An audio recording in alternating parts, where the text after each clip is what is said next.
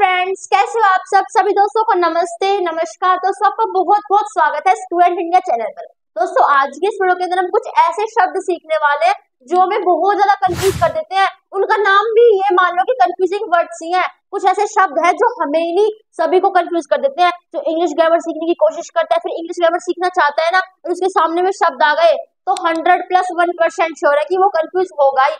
अब वो कंफ्यूज होता क्या ऐसे ऐसे शब्दों में? तो सर सपोज करो, आपने कई बार देखा होगा, आपने सीरियल देखे हैं भाई, टीवी सब देखते हैं, टीवी में फिल्म सीरियल आप देखते हो, उनके अंदर होता क्या है कि एक व्यक्ति कईयों का रोल प्ले करता है। फॉर एग्जाम्पल मैं आपको एक नाटक का नाम बताती हूँ, ये रिश्ता क्या कहलाता है। सबने देखा होगा, नहीं देखा तो कोई बात नहीं। उसमें क्या होता है, शिवांगी जोशी जी जो नायरा है, वो नायरा का भी रोल प्ले करती है और सीरत का भी रोल प्ले करती है। भाई है तो एक ही इंसान, है तो शिवांगी जोशी यानी कि है तो नायरा ही, वो नायरा का भी रोल प्ले करती है और सीरत का भी रोल प्ले करती है। ऐसे आपने फिल्मों के अंदर भी बहुत देखा होगा, ठीक है। तो देखो दोस्तों, ऐसे हमारे कुछ ऐसे शब्द भी होते हैं, कुछ ऐसे शब्द होते हैं जो बहुतों का रोल प्ले करते हैं। हम समझे कैसे भाई, वहां तो हम समझ जाते हैं। मानो नायरा जी थी, मरने के बाद भाई असलियत में जिंदा है, वैसे मर गई, ठीक है, नाटक में मर गई, ठीक है, मरने के बाद सीरत बन गई। हमने देखा नायरा जी आ गई, उन्होंने कहा अरे मैं थारी सीरत हूँ, नायरा ना हूँ, उन्होंने भी बता दिया, तो वहां तो हम समझ गए हाँ भाई इंसान दिख रहा है नायरा जैसा, लेकिन नायरा नहीं है, सीरत है। तो वहां पे एक इंसान दोनों का रोल प्ले कर रहा है, नायरा का भी और सीरत का भी। वहां पे तो उन्होंने बता दिया कि मैं सीरत हूँ। लेकिन दोस्तों ऐसा हमारे इंग्लिश ग्रामर के अंदर भी होता है। सपोज करो दोस्तों, आप बाजार में चले जाओ, बाजार में आपको कपड़े खरीदने, जूते खरीदने हैं, जूते खरीदने गया आप गए दुकान पे, वहां पे आपको ब्लैक शूज खरीदने थे, काले जूते आपको दिख गए, उन्होंने कभी किस कंपनी के हैं, आपने पूछा किस कंपनी के, उन्होंने कभी इस कंपनी के हैं, आपको उस कंपनी खरीदने नहीं, आप गए दूसरी दुकान पे, वहां पे भी same as it is black shoes मिले, फिर आपने कहा किस कंपनी के हैं, भाई आपको जिस कंपनी खरीदने थे वो कंपनी वहां पे मतलब उस कंपनी के जूते भी नहीं थे। आप गए तीसरी दुकान पे, तो वहां पे जो थे आपने ले लिए। तो दोस्तों देखो, शूज तो थे हमारे ब्लैक, जूते हमारे ब्लैक थे, लेकिन उनकी जो कंपनियां थी वो अलग अलग थी, यानी कि चीज एक थी लेकिन क्वालिटी अलग अलग थी, ठीक है। और उस कंपनी का आपको नाम बता दिया गया था, भाई वो किस क्वालिटी के यानी कि किस कंपनी के है, उस कंपनी का आपको नाम बता दिया था, तो वहां भी आप पहचान जाते हो। फिल्मों में सीरियल में आप पहचान जाते हो, लेकिन हम इंग्लिश ग्रामर में नहीं पहचान पाते।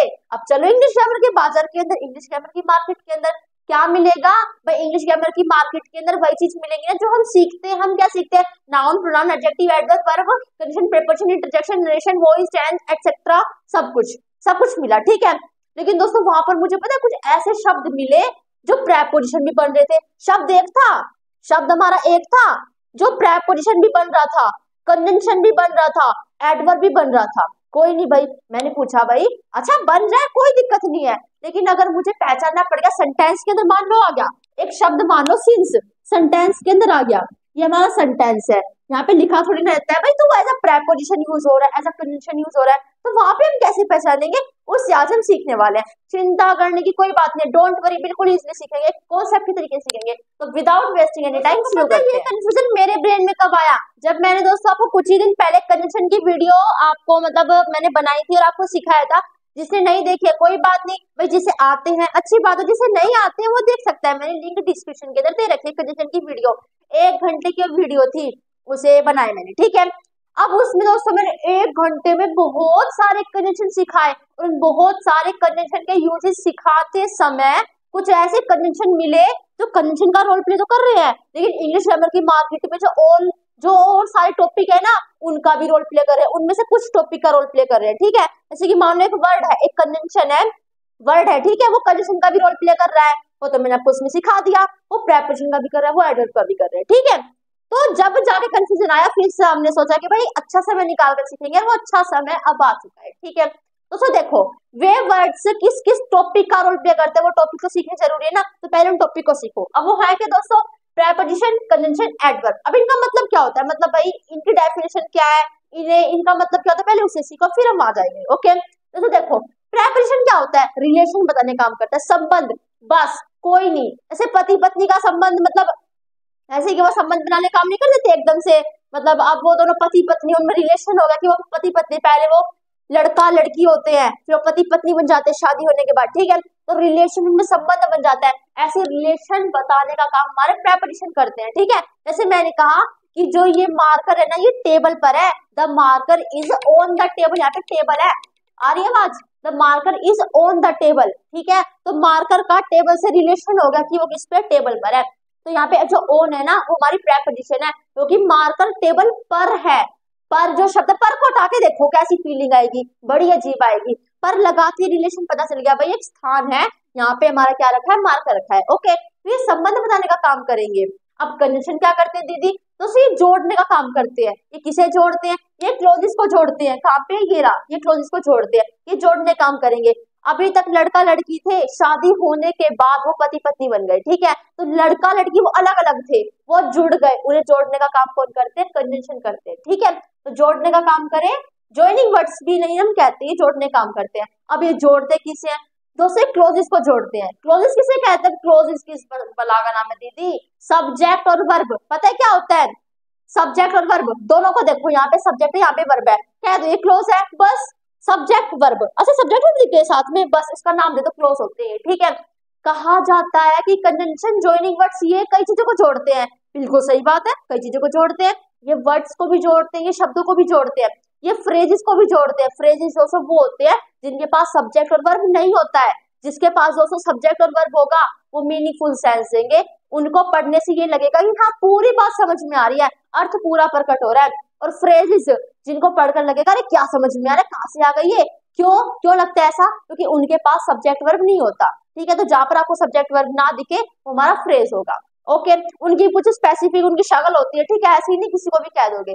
ओके, कंजंक्शन क्लोजेस को जोड़ते हैं, फ्रेजेस को जोड़ते हैं, शब्दों को जोड़ते हैं और वाक्यों को भी जोड़ देते हैं, ठीक है। लेकिन मैं यहाँ पे केवल क्लोजेस लेकर चलूंगी, क्योंकि फ्रेजेस मतलब इतनी मेन बात नहीं है। और ये शब्दों को जोड़ते हैं, भाई क्लोजेस के अंदर भी तो शब्द है, सब्जेक्ट वर्ब, जो सब्जेक्ट लिखा होगा मीनू टीनू वो एक शब्द ही तो होगा ना, तो मैं शब्दों को भी लेके नहीं चलती, ठीक है, क्योंकि शब्दों के हमारे पास मेल हो गया। मैंने कहा भाई पेन एंड डस्टर, एंड ने जोड़ दिया, भाई पेन डस्टर नहीं जुड़ रहे थे, पेन एंड डस्टर, तो बीच में एंड आ गया ना, जोड़ दिया। तो एंड पता है, डस्टर और पेन दो शब्द है ना, शब्दों को जोड़ दिया, तो शब्द हमारे क्या थे, नाउन थे, भाई मैंने इसको नाम दिया, क्या है ये, पेन है, ये क्या है, ये मुझे क्या पता, डस्टर है, ये मैं नाम दे दिया इसे, तो नाम, तो वो वर्ड हमारे ज्यादातर नाउन ही होंगे, ठीक है। तो इसलिए मैंने ये नहीं कहा कि वर्ड को जोड़ते हैं, जोड़ते तो है वर्ड्स को, लेकिन एंड हो गया और हो गया, बस ये दो ही, बस यही दो वर्ड्स को जोड़ते हैं। मेन बात आएगी क्लोजेस पे, जिसे हम सीखेंगे, ठीक है।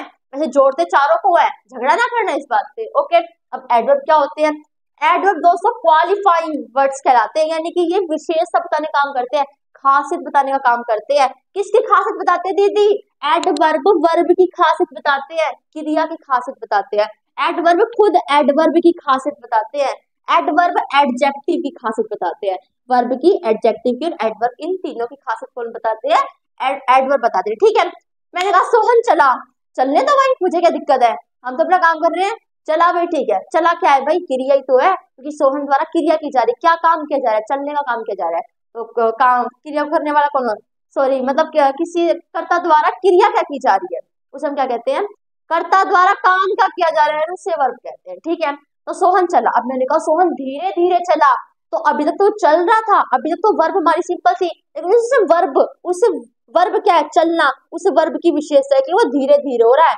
भाई चलने की क्या विशेषता है कि वो चला धीरे धीरे जा रहा है, सोहन तेज चला, चलने की विशेषता क्या है कि वो तेज चला जा रहा है, ठीक है। तो इन्हें हम क्या कहते हैं भाई, अब इन्हें हम क्या कहते हैं, इन्हें हम एडवर्ब कहते हैं, ठीक है। एडजेक्टिव किसे कहते हैं, ये भी विशेषता बताने का काम करते हैं, एडजेक्टिव नाउन और प्रोनाउन की विशेषता बताते हैं। ओके ओके, अब आगे तो दोस्तों प्रेपोजिशन के मैं आपको आइडेंटिफिकेशन बताऊं कि हमें पहचानना हो कि प्रेपोजिशन मतलब कहीं भी देखना हो कि प्रेपोजिशन है, कैसे पहचानेंगे।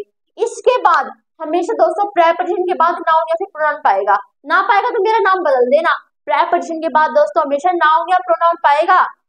प्रोनाउन क्यों का क्या है, वो नाउन के स्थान पर यूज होता है, तो या तो फिर नाउन पाएगा या तो फिर प्रोनाउन पाएगा, ठीक है।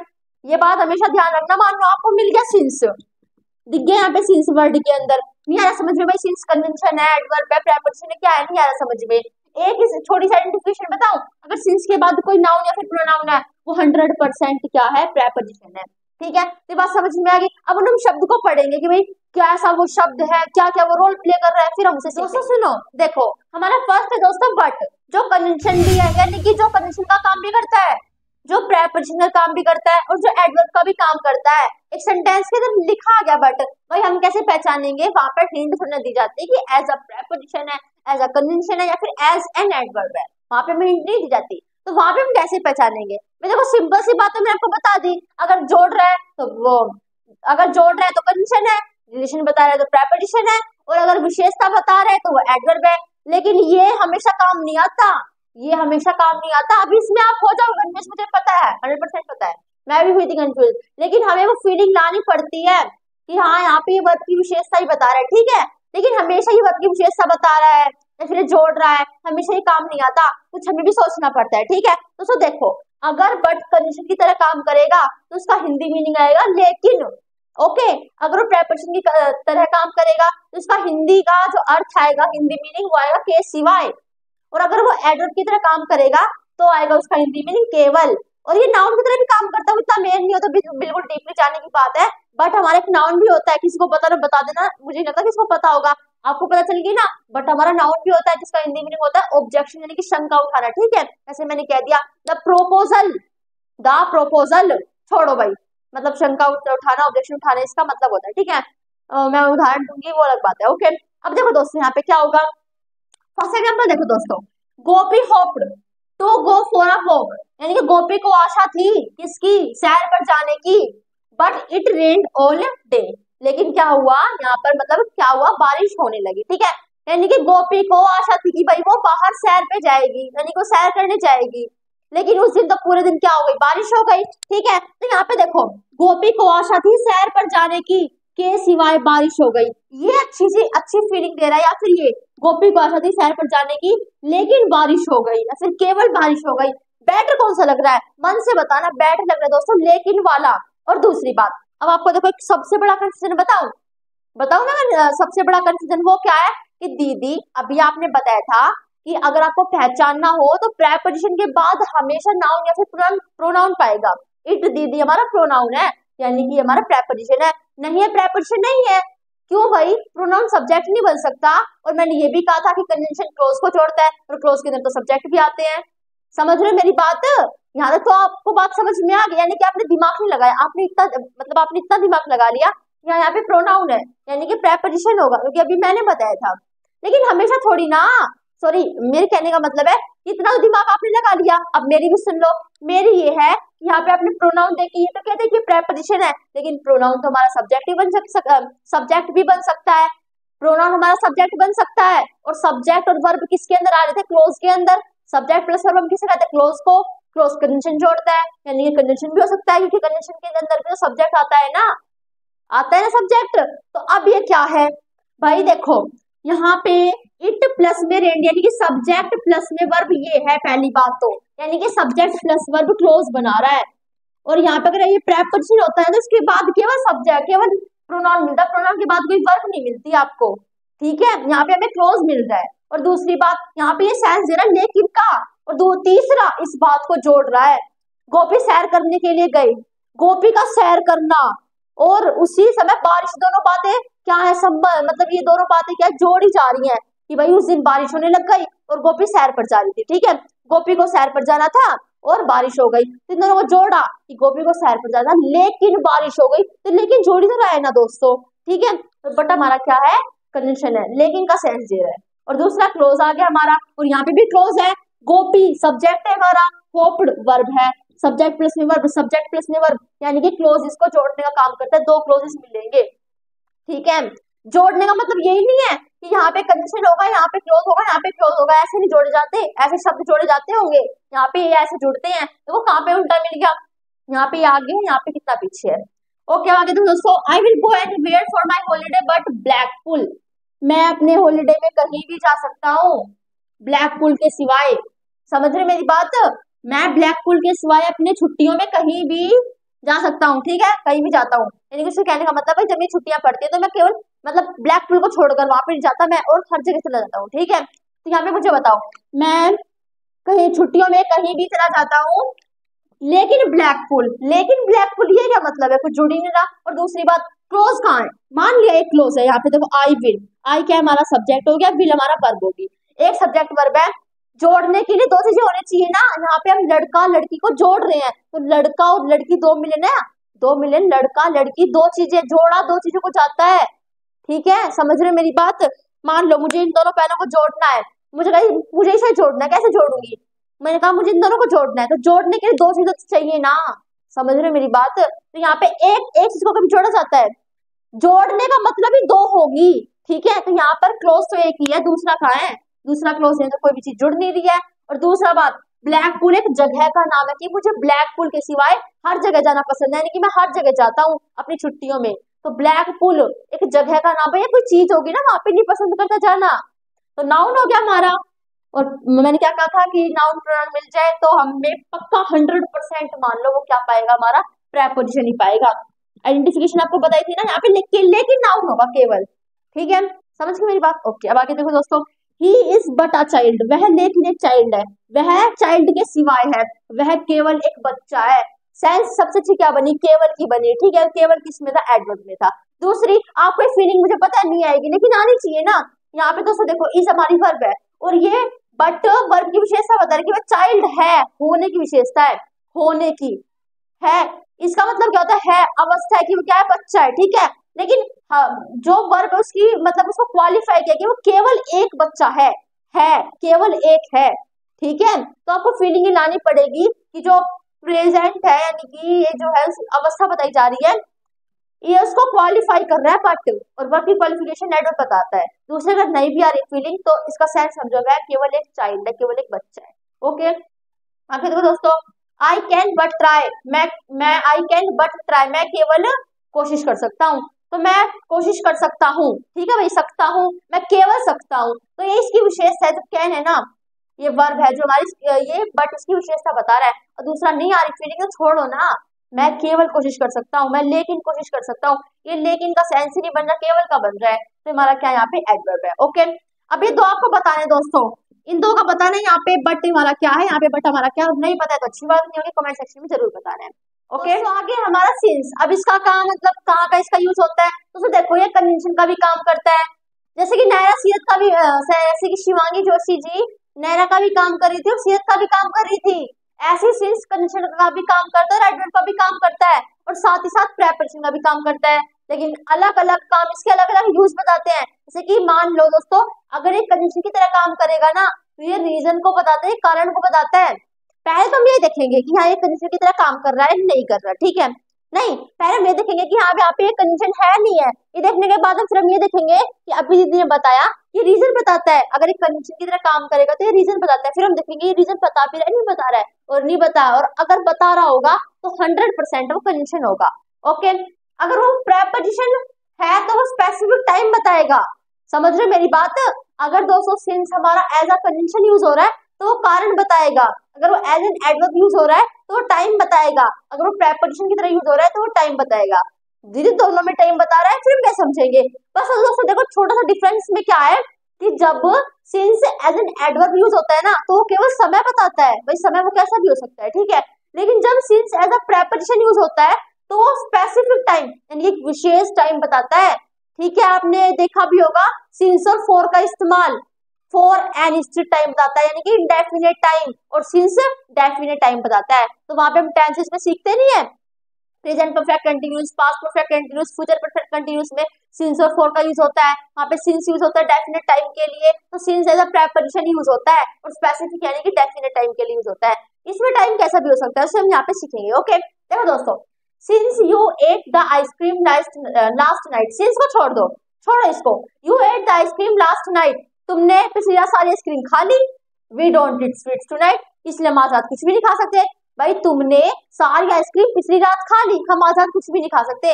इन दोनों को जोड़ने के लिए मैंने सिंस का इस्तेमाल किया। भाई चूंकि, चूंकि इसकी हिंदी होती है अगर ऐसा कंडीशन यूज हो रहा है, चूंकि तुमने कल रात क्यों किया, या तो फिर क्योंकि मान लो, क्योंकि तुमने कल रात सारी आइसक्रीम खा ली थी इसलिए हम आज रात कुछ नहीं खा सकते। इन दोनों चीजों को जोड़ने के लिए, ठीक है, हमने सिंस का सहारा लिया। और दूसरा, ये क्लोजेस को तो जोड़ेगा। देखो यहाँ पे है क्लोजेस, है दोस्तों जरूर है।